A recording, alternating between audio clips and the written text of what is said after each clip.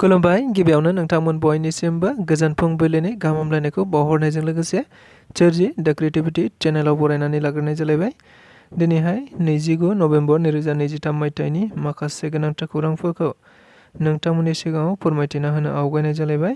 नोंथांमोनहा नायनानै जुदि मोजां मोनोब्ला लाइक खालामगोन, शेयार खालामगोन होनना आसा खालामबाय। लोगोसे चेनेलाव गोदान फैदोंब्ला सानफ्रामबोनि बेबायदि गोनांथार खौरांफोरखौ मोनबाय थानो लुबैदोंब्ला जाहाथे चेनेलखौबो साबस्क्राइब खालामनानै लायो बेखौनो गुरै खावलायबाय। बिदिब्ला जोङो दिनैनि गोनांथार खौरांफोरखौ खोनासंलांदिनि। साननैसो उनावनो चन्दन ब्रह्मआ इउपिपिएल दोलोआव जयनिं जासिगोन।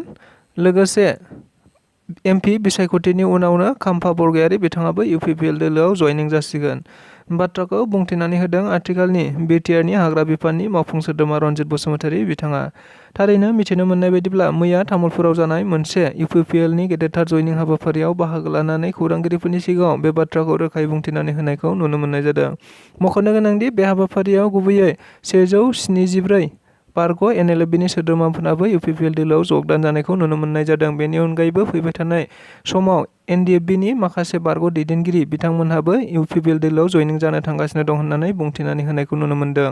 मख'नो गोनांदि बे हाबाफारियावनो बिथाङा बुंथिबावनाय बायदिब्ला थारैनो आथिखालाव हाग्रामा महिलारिजों गोजानाव थानाय एबा गावस्रालायनाय चन्दन ब्रह्म बिथाङाबो दाबावैनो इउपिपिएल दोलोआव जयनिं जासिगोन। बेनि अनगायैबो खाम्फा बरगयारि बिथाङाबो इउपिपिएल दोलोजों थारैनो सावरायगासिनो दङ। एमपि बिसायख'थिनि उनावनो बिथाङाबो इउपिपिएल दोलोआव जयनिं जागोन होननाबो बुंथिनानै होदों। नंगौ, बेनि अनगायैबो गोबांथार बाथ्राखौ लानानै बिथाङा खौरांगिरिफोरनि गेजेराव बुंथिनानै होनायखौ नुनो मोनबावदों। जेरै दाबावैसो साननैसो सिगाङाव इउपिपिएल दोलोनिफ्राय बिपिएफ दोलोआव जयनिं जाहैनाय जतिन मुसाहारिनि बाथ्राखौ लानानैबो बिथाङा बुंथिनानै होदों जे थारैनो जतिन मुसाहारिया गावनिखौल' सानग्रा बाथ्रा। बिथाङा सप्ता फर आथिखालनि बिटिआरनि मावफुं सोद्रोमानिसिम फैसा एबा रां बिबाय थायोमोन, जायखौ नोजोर बोनानै बिथाङा थारैनो हारि सिबिसुला एबा बेबायदि मानसि नंखाया जाय गावनिल' सानो।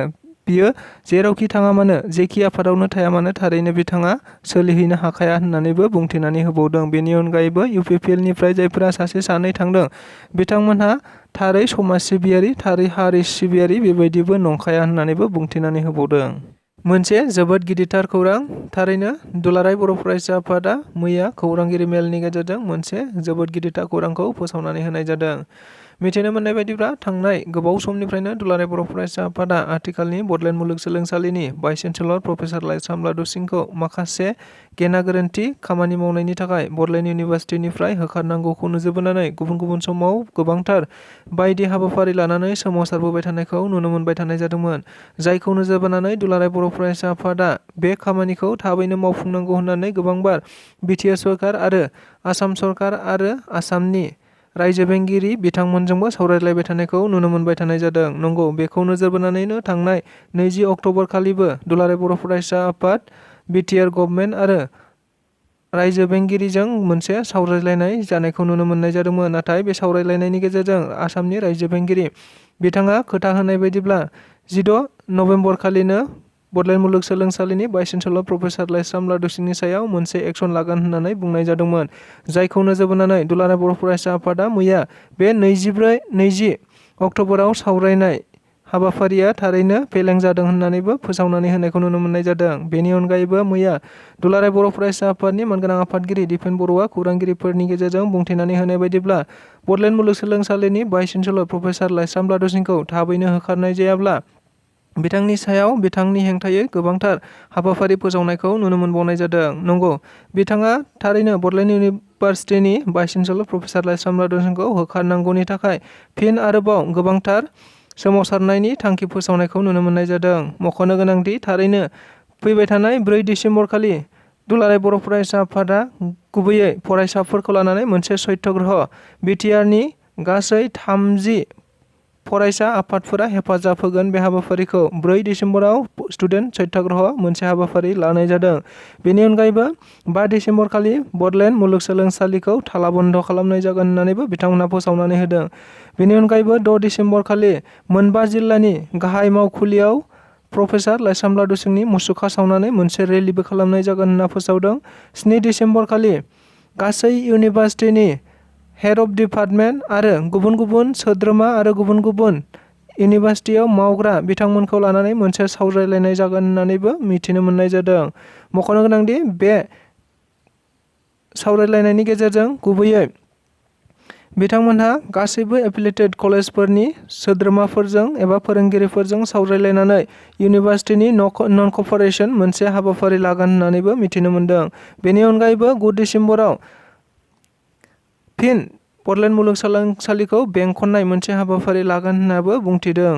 थारैनो बेफोरबायदि गोबांथार हाबाफारि फोसावखांनायनि उनाव एबा खामानिफोरखौ मावफुंखांनायनि उनाव जुदि बेनि सायाव जेबो एक्सन लायाब्ला थारैनो 15 डिसेम्बरखालि बिथांमोनहा राजभवनसिम थौ होननाय मोनसे हाबाफारि लागोन होननाबो गोख्रोङै बुंथिनानै होनायखौ नुनो मोननाय जादों।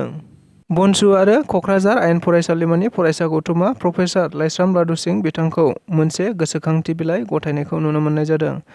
मिथिनो मोननाय बायदिब्ला क'क्राझार ओनसोलाव थानाय मोनसेल' आयेन फरायसालिमा, जाय आयेन फरायसालिमाया आथिखालाव बडलेण्ड इउनिभार्सिटिनि आन्डाराव दङब्लाबो नाथाय गुवाहाटी इउनिभार्सिटिनिफ्राय दासिमबो मोनफ्रोम खामानिखौनो बिथांमोनहा बडलेण्ड इउनिभार्सिटिनो गथायनानै होआखै होनना मिथिनो मोननाय जादों। जायखौ नोजोर बोनानैनो आथिखालाव क'क्राझार आयेन फरायसालिमानि जानाखि एग्जामनि मार्कस दाननाय एबा गुबुन गुबुन गासै खामानिफोरखौनो बडलेण्ड इउनिभार्सिटियावनो जाहोनांगौ एबा बडलेण्ड इउनिभार्सिटियावनो थाबैनो लाबोनांगौखौ नोजोर बोनानै मोनसे जथाय गोसोखांथि बिलाइ गथायनायखौ नुनो मोननाय जादों। जाय बेफोर जेंनाफोरखौ लानानैनो बनसु आरो क'क्राझाराव थानाय क'क्राझार आयेन फरायसालिमानि माखासे फरायसा गौथुमफोरा प्रफेसार लाइस्राम लादुसिंनो मोनसे गोसोखांथि बिलाइ गथायनायखौ नुनो मोननाय जादों। एनएलएफबि आफादनि बारग' दैदेनगिरि बि बख'नि दैदेननायाव गासै 174 बारग' एनएलएफबिनि सोद्रोमाफोरा इउपिपिएल दोलोआव अफिसियेलि जयनिं जाबाय।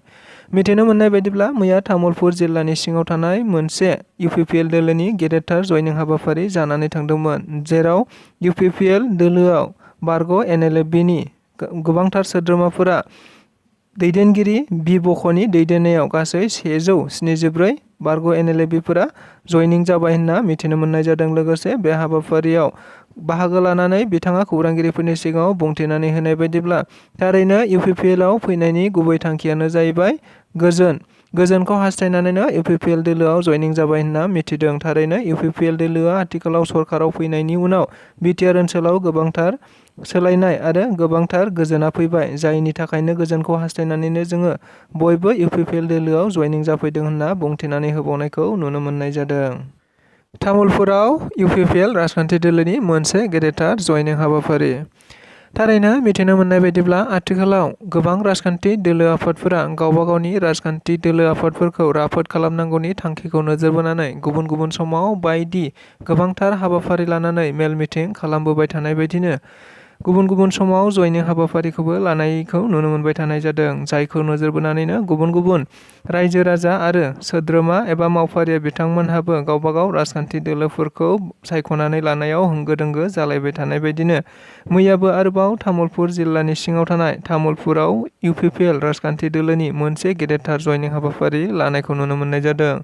मख'नो गोनांदि मैयानि बे जयनिं हाबाफारियाव गुबैयै 2500निबो बांसिन गुबुन गुबुन राजखान्थि दोलो आफादफोरनिफ्राय इउपिपिएल दोलो राजखान्थियाव जयनिं जाफैदों होनना मिथिनो मोननाय जादों। मख'नो गोनांदि बे हाबाफारियावनो आथिखालनि बारग' एनएलएफबिनि सोद्रोमा गासै 174निबो बांसिन सोद्रोमा बिथांमोनहा इउपिपिएल राजखान्थि दोलोआव अफिसियेलि जयनिं जादों होनना मिथिनो मोननाय जादों। मख'नो गोनांदि बेनि अनगायैबो आरोबाव फैबाय थानाय 2 डिसेम्बर आरो 4 डिसेम्बराव इउपिपिएल राजखान्थि दोलोआव गोबांथार रोजा रोजा सुबुंफोरा जयनिं जानो थांगासिनो दं होननानैबो बुंथिनानै होबावदों आथिखालनि बिटिआरनि गाहाय मावफुं सोद्रोमा प्रमद बर' बिथाङा। लोगोसे बिथाङा खौरांगिरिफोरनि सिगाङाव बुंथिनाय बायदिब्ला थारैनो हाग्रामा महिलारिया 17 बोसोराव जेरैबायदि खामानि मावबोदोंमोन बे खामानि मावबोनायनि फिथाइया दिनै नुजाफैबाय।